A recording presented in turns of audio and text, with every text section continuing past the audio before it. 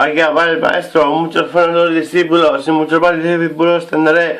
Soy el puto primo incuestionable, el micrófono desbordo, lo odio gordo, lo doy morbo, simplemente por así el pro lo hago, hermano, melómano, machero hermano, no soy leptomano ni pirómano, pero yo machero hermano, y voy hacia tu casa a quemarla porque me apetece, se me pasó por la cabeza y lo hice, así de tremendo lo canto, porque lo pago, Gabriel pues pensar y lo mantengo, con esa calidad que nadie la sostiene, pero la mantiene. ¿Qué pasa? Que mi rap arrasa y somos mejorcito de cada casa.